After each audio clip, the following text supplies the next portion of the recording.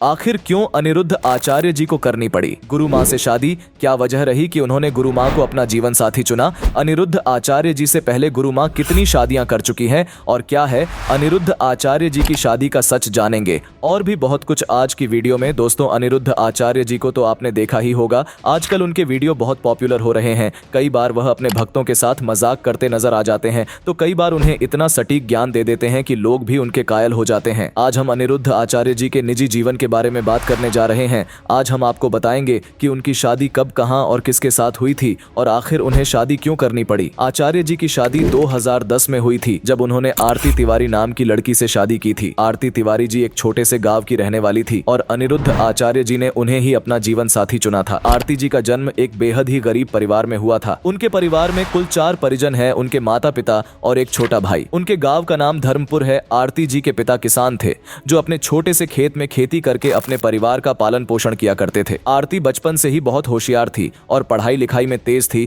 लेकिन उनके घर की आर्थिक स्थिति इतनी अच्छी नहीं थी कि अपने पढ़ाई को अच्छे से कर पाती। गांव के सरकारी स्कूल से उन्होंने पढ़ाई शुरू की। आरती जी के पास नई किताबें खरीदने के पैसे नहीं थे, इसीलिए वह गांव के बच्चों से पुरानी किताबें लेकर ही पढ़ाई किया करनी थी। उनका एक सपना था कि वह एक टीचर बनना चाहती थी और वह चाहती थी कि गांव के सभी बच्चों को वह अच्छे से पढ़ा सके और हर बच्चे को अच्छी शिक्षा मिले ताकि बच्चे आगे बढ़े। उनके लिए टीचर बनना सिर्फ एक सपना नहीं था, बल्कि समाज को आगे बढ़ाने का संकल्प था। वह अपने गांव को गरीबी और अशिक्षा से निकालने के लिए काम करना चाहती थी, जिसके लिए उनकी माँ भी उन्हें प्रेरित करती थी। लेकिन आरती जी के लिए यह आसान नहीं था। गांव के लोग अक्सर उन्हें ताने मारा करते थे और इस उम्र की लड़कियों की शादी हो जाती है, इस बात के लिए आरती जी के माता पिता पर दबाव बनाया करते थे। स्कूल पास करने के बाद उन्होंने शहर के कॉलेज में दाखिला लेने के बारे में सोचा, लेकिन वहां की फीस जमा करने के लिए उनके पास पैसे नहीं थे। इसलिए उनकी मां ने अपने गहने बेचकर उन पैसों से अपनी बेटी का एडमिशन कॉलेज में करवाया था। कॉलेज में पढ़ने के साथ साथ उन्होंने बच्चों को ट्यूशन पढ़ाना भी शुरू किया ताकि अपना खर्च निकाल सके। कॉलेज पूरा करने के बाद आरती जी वापस अपने गांव आ गई और एक छोटा सा स्कूल खोलकर बच्चों को पढ़ाने लगी। जब यह बात एक दिन आचार्य जी के पास पहुंची